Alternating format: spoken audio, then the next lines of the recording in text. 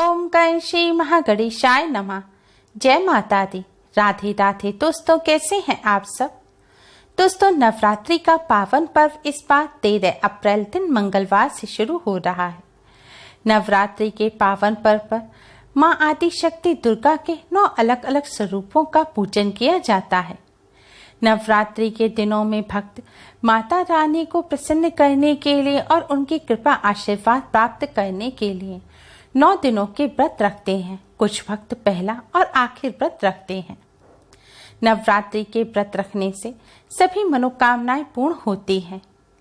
लेकिन क्या आप जानते हैं, कुछ ऐसी महिलाएं भी हैं जो इस व्रत को ना रखें तो अच्छा है। मान्यताओं के अनुसार कुछ महिलाओं, कुछ व्यक्तियों को नवरात्रि के व्रत से हमेशा दूर रहना चाहिए, नहीं तो माता रानी आपसे क्रोधित हो सकती हैं और आपके या आपके परिवार के साथ कुछ बुरा हो सकता है। आपका पति किसी संकट में आ सकता है। इसलिए चाहे कुछ भी हो जाए, परंतु इन महिलाओं को और इन व्यक्तियों को माता रानी के व्रत नहीं रखने चाहिए। इसलिए आपको व्रत रखने से पहले यह जान लेना चाहिए कि आप उन महिलाओं, उन व्यक्तियों में से तो नहीं हैं जिन्हें नवरात्रि के व्रत अर्थात माता रानी के व्रत नहीं रखने चाहिए। तो आइए दोस्तों, जानते हैं कि किन महिलाओं को, किन व्यक्तियों को नवरात्रि के व्रत भूलकर भी नहीं रखने चाहिए। दोस्तों, नवरात्रि के व्रत और पूजा का सबसे पहला नियम है कि नवरात्रि के व्रत और पूजा में पवित्रता और शुद्धता का विशेष ध्यान रखना चाहिए। इसलिए जिन महिलाओं को मासिक धर्म हो गया है, उन्हें नवरात्रि के व्रत भूलकर भी नहीं रखने चाहिए। शास्त्रों के अनुसार मासिक धर्म के दौरान महिलाओं को अशुद्ध माना जाता है और जिन महिलाओं को मासिक धर्म हो रहा होता है, उन्हें ना तो माता रानी का स्पर्श करना चाहिए, ना ही पूजा करनी चाहिए, ना ही पूजन सामग्री छूनी चाहिए। यहाँ तक कहा जाता है कि मासिक धर्म जिन महिलाओं को है, उनकी छाया भी भगवान जी पर, मंदिर पर या किसी भी पूजा की चीज पर नहीं पड़नी चाहिए। इसलिए अगर आपको मासिक धर्म हो रहा है तो आप नवरात्रि के व्रत भूलकर भी ना रखें, क्योंकि ऐसे में रखे गए व्रत का कोई फल प्राप्त नहीं होता। पुण्य की जगह पाप लगता है और माता रानी की नाराजगी का सामना करना पड़ सकता है। महिलाओं के लिए मासिक धर्म प्राकृतिक रूप से होने वाली घटना है जो हर 22 से 28 दिन में रिपीट होती है। इसलिए अधिकतर सभी महिलाओं को पता होता है कि उनकी मासिक धर्म की डेट क्या है। इसलिए अगर आपको यह आशंका है कि आपका मासिक धर्म नवरात्रि के बीच में आ सकता है, तो भी आपको व्रत की शुरुआत नहीं करनी चाहिए। ऐसा करना जानबूझकर पाप करने के बराबर है। इसलिए अगर आपका मासिक धर्म नवरात्रि के बीच में आ सकता है, तो भी आप नवरात्रि के व्रत भूलकर भी ना रखें। मासिक धर्म की डेट जानते हुए भी अगर आप जानबूझकर नवरात्रि के व्रत रखती हैं, तो आपको माता रानी के क्रोध का सामना करना पड़ सकता है। इसलिए भूलकर भी ऐसी गलती ना करें। कई महिलाओं को यह दुविधा होती है कि मासिक धर्म के 3 दिन बाद या 5 दिन बाद वह सिर धोकर पूजन कर सकती हैं, लेकिन ऐसा कभी नहीं करना चाहिए। जब तक मासिक धर्म पूर्ण रूप से बंद नहीं हो जाता, आप पूरी तरह शुद्ध नहीं हो जाते, चाहे 5 दिन हो, 7 दिन हो या 10 दिन हो, आपको भूलकर भी इस दौरान पूजन नहीं करना चाहिए। पूजन सदैव पूर्ण रूप से शुद्ध होकर ही करना चाहिए। लेकिन आपने अगर व्रत रख लिए हैं और व्रत के दौरान डेट से पहले ही मासिक धर्म हो जाता है, तो इसमें आपकी कोई गलती नहीं है।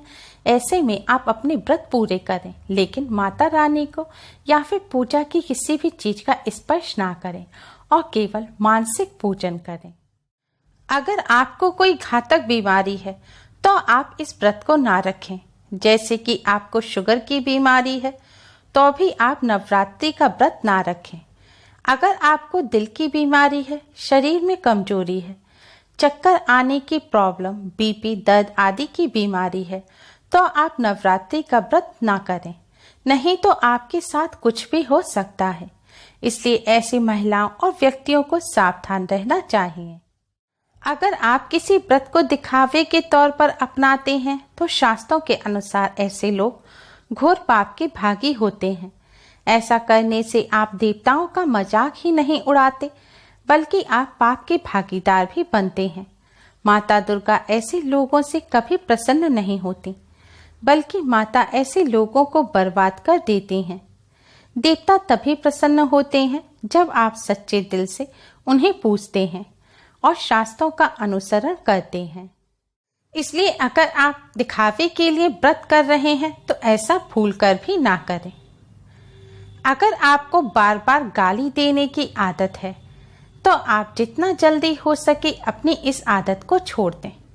अगर माता रानी को प्रसन्न करना है और व्रत व पूजा पाठ करना है तो जुबान से मीठे बोल ही बोलें।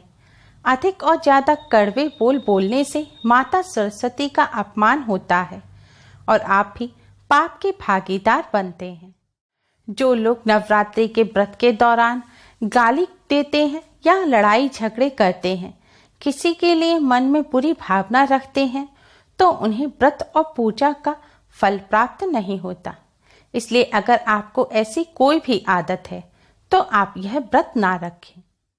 अगर आप चाहते हैं कि माता रानी आपके घर में अपना स्थान बना लें, तो माता रानी की श्रद्धा भाव से पूजा करें और निश्चल भावना से माता रानी का व्रत रखें। अगर किसी व्यक्ति की कोई सर्जरी हुई है या फिर दवाइयाँ चल रही हैं, तो ऐसे लोगों को भी उपवास से बचना चाहिए। ऐसे व्यक्ति व्रत रखने से पहले डॉक्टर की सलाह लें। बिना डॉक्टर से पूछे दवाइयाँ या खाना खाना बंद ना करें। गर्भवती महिलाओं को अपनी सेहत का ध्यान रखते हुए ही व्रत करने चाहिए।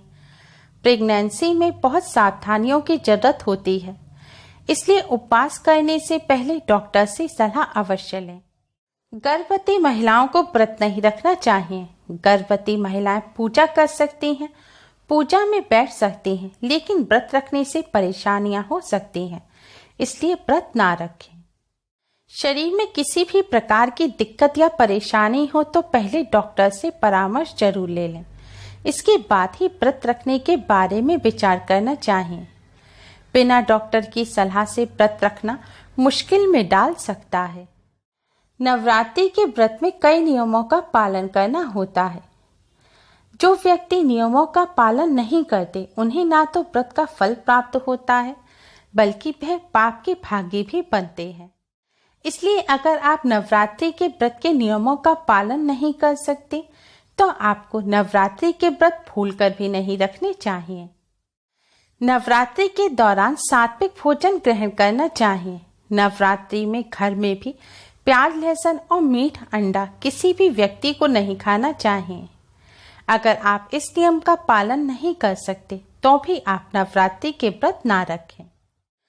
अगर आपके मन में किसी महिला या कन्या के प्रति असम्मान का भाव है, तो आपको नवरात्रि के व्रत भूलकर भी नहीं रखने चाहिए। अगर आप नवरात्रि के 9 दिनों ब्रह्मचर्य का पालन नहीं कर सकते, तो भी आपको नवरात्रि के व्रत नहीं रखने चाहिए। अगर आप ऐसी गलती करते हैं तो आपको माता रानी के क्रोध का सामना करना पड़ सकता है। इसलिए नवरात्रि के व्रत रखते समय इन बातों का विशेष ध्यान रखें। उम्मीद है आपको हमारी ये वीडियो पसंद आई होगी। Please like, share and subscribe. Thanks for watching. Radhe Radhe. जय माता दी।